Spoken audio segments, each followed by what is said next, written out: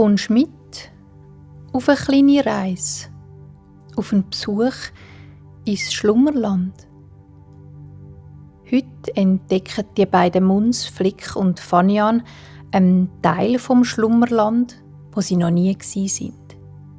Den Strand und das Meer.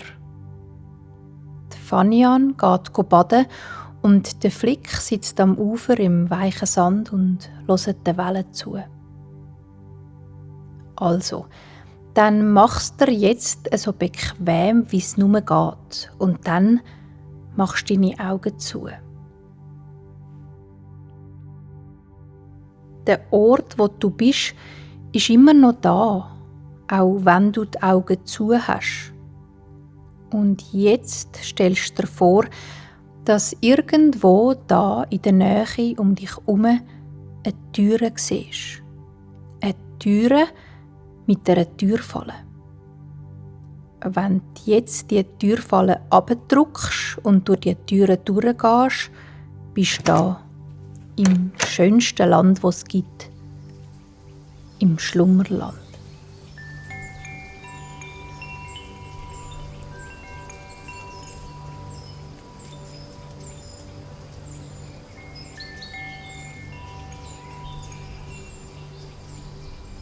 Im Schlummerland gibt es alles, was man sich nur vorstellen kann. Es gibt hohe Berge, wo die Landschaft immer verschneit und eisig ist und wo viele Tiere und Muns wohnen, die es gern haben, wenn es kalt ist.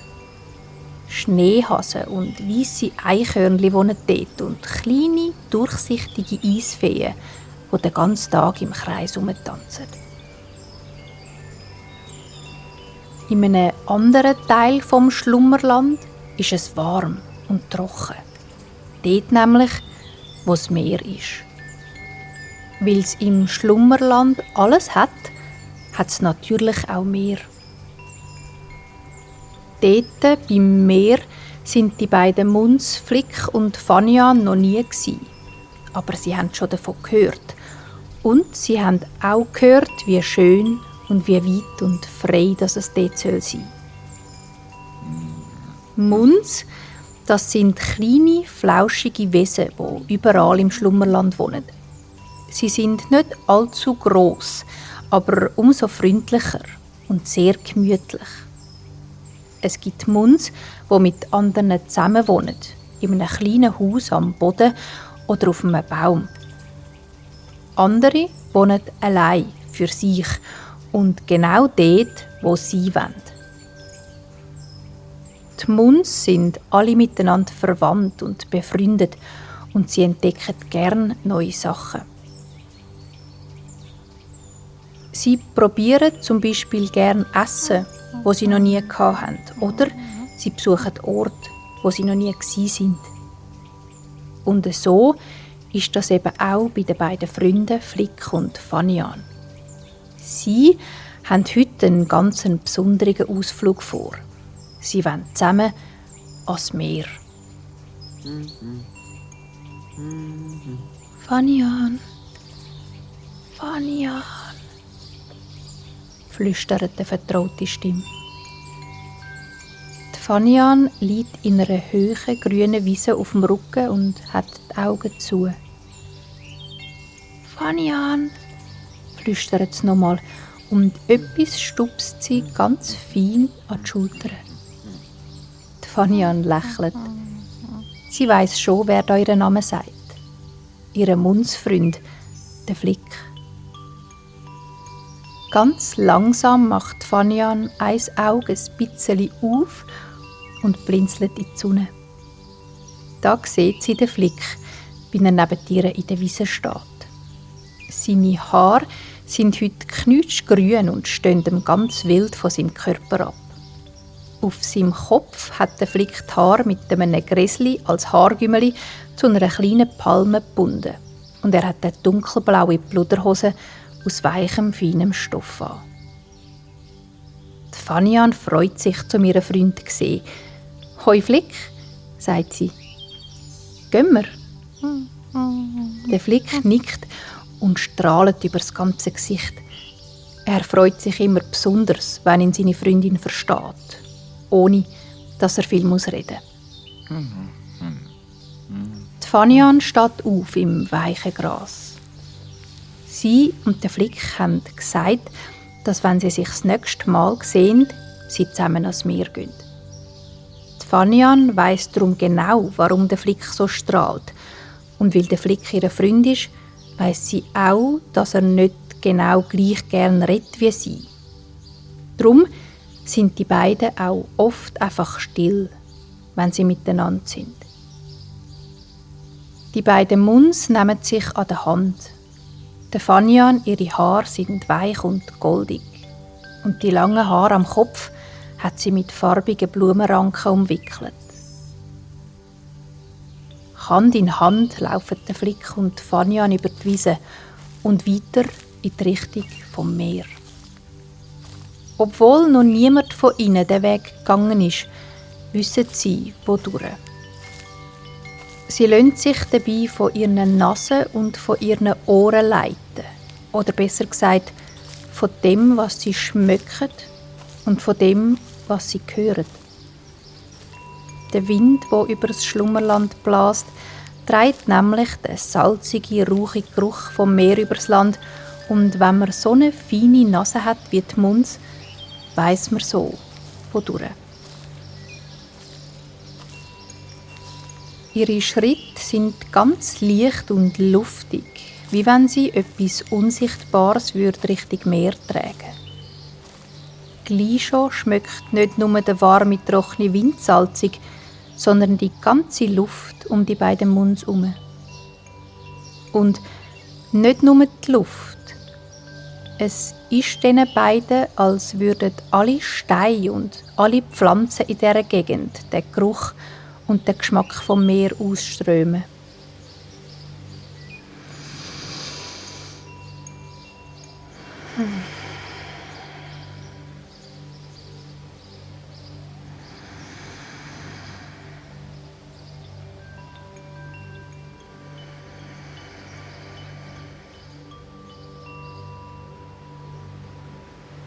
Und dann hören sie das Meer auch. Der Flick und Fanian schauen sich an und sie drücken ihre Hände, die ineinander verschränkt sind, für einen kurzen Moment ein bisschen fester aneinander.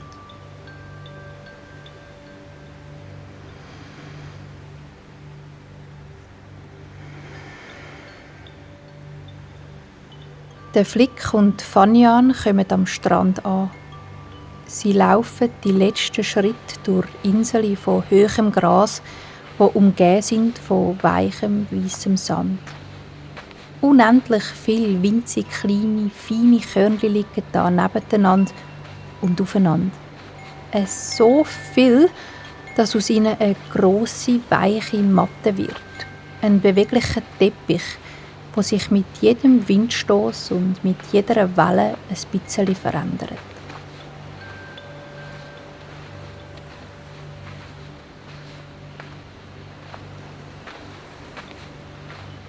Gleich hört das Gras auf und es hat nur noch Sand. Und dahinter das Meer. Blaues, klares, gewelleltes Wasser, so weit die beiden schauen können. Die Fanian und der Flick bleiben stehen und es ist so schön, dass beide für einen Moment fast vergessen zu schnaufen.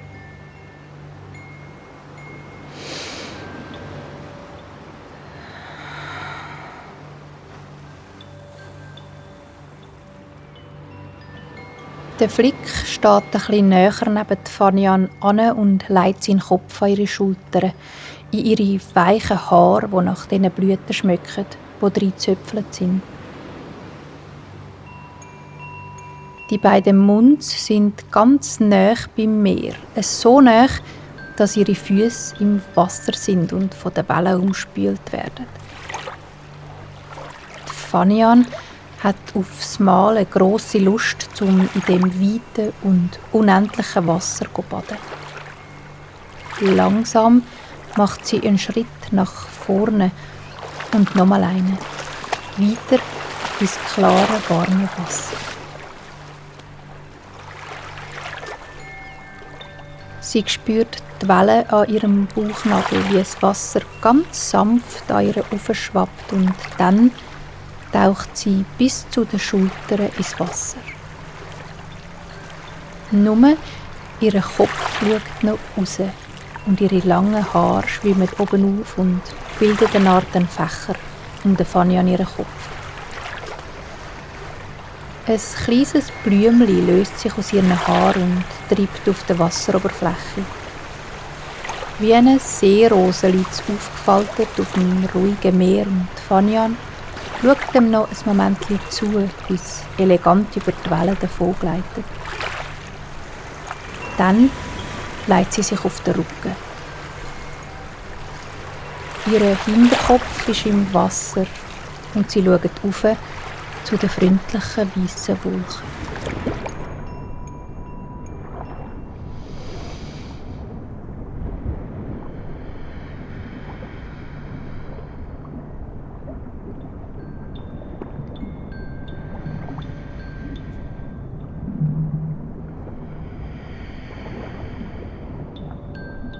Ihre Ohren sind unter Wasser und die Welt um sie herum ist still und dumpf.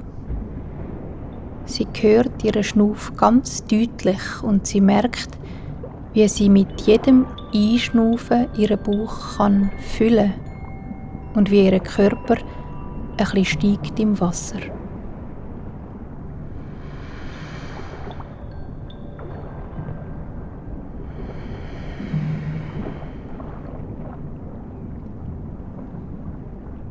Und mit jedem Ausschnaufen senkt sich ihr Bauch und ihr Körper sinkt ein bisschen tiefer ins warme Salzwasser.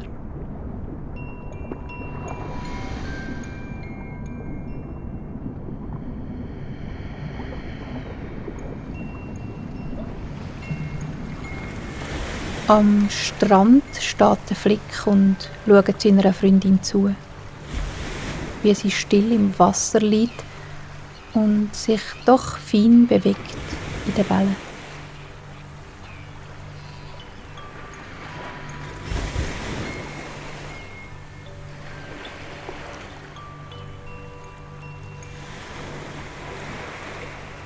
Der Sand unter dem Flick ist weich und warm und die Sonne steht noch ganz fein am Himmel. Der Flick schaut aufs Meer. Schon seit Urzeiten ist es da. Schon lange, bevor das er und Fanian im Schlummerland auftaucht sind. Und das Meer wird auch noch da sein, wenn die Fanian und der Flick nicht mehr im Schlummerland sind. Immer und immer wird der salzige Geruch ausströmen und bis in die Unendlichkeit wird es Wellen an den Strand spülen.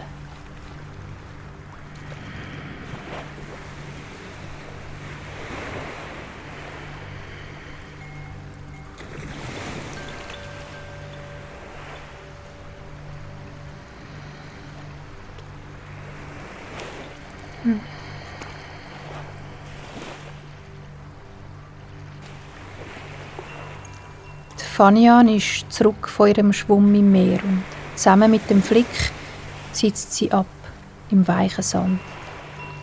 Die warme Sonne scheint auf ihr Fell und trocknet ihre Haare, wo man jetzt kleine Salzkristalle drin sehen.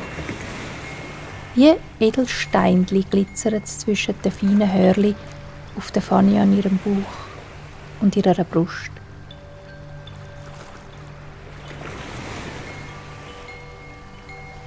Der Sand, wo sie drauf sitzen, ist weich und fein und ganz ohne, dass sie es merken, passt sich ihr Schnuff am Rhythmus der Wellen an.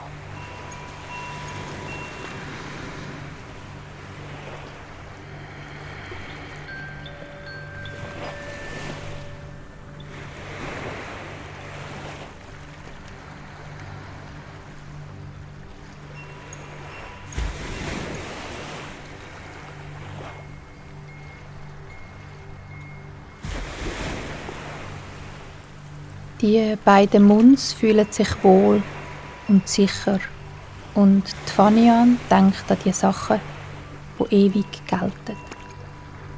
Die Freundschaft, die sie und den Flick verbindet. Die Schönheit vom Schlummerland, das Meer, die Sonne und der silbrige Mond.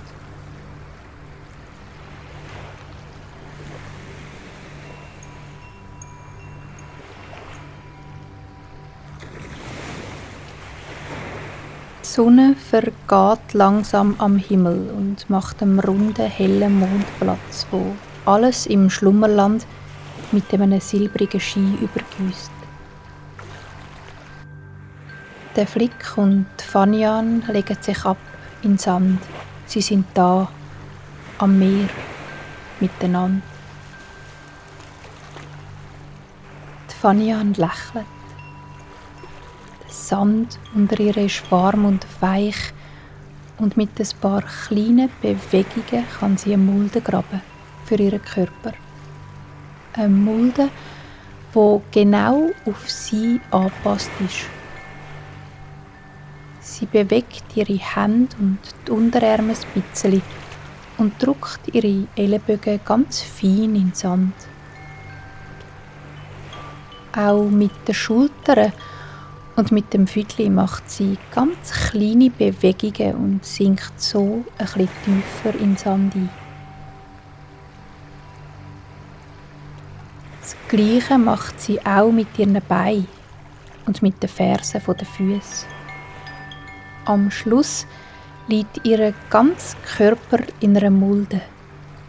In einer Mulde, die genau für sie und ihren Körper gemacht ist. Zuletzt bewegt sie noch den Kopf und auch der sinkt tiefer.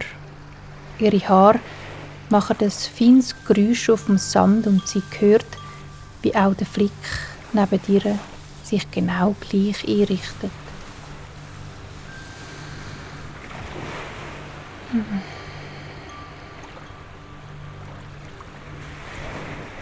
Der Mond steht jetzt ruhig und hell über dem Meer. Es ist eine warme Nacht und die beiden Muns im Sand in ihren Mulden haben die Augen zu. Über sie streicht der weiche, salzige Wind, wo allen im Schlummerland einen Gruß vom Meer schickt und allen, die es besuchen wollen, den Weg weist. Das Meer, der Wind, das Rauschen und die Wellen, all das ist immer da. Ganz gleich, wer zulässt oder zuschaut, wer seine Nase im Wind streckt oder die Ohren spitzt.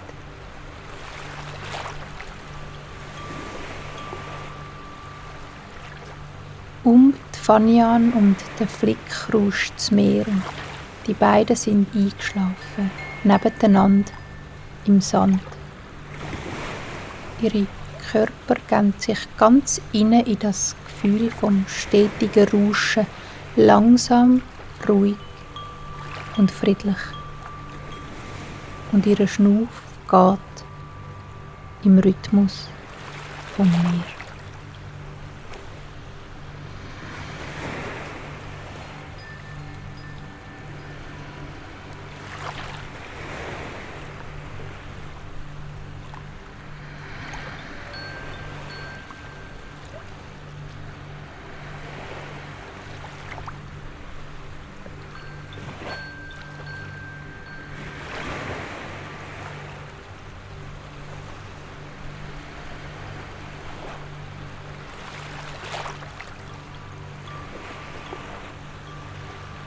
Und alles ist, wie es ist im Schlummerland. Der Flick und die Fanian schlafen tief und fest.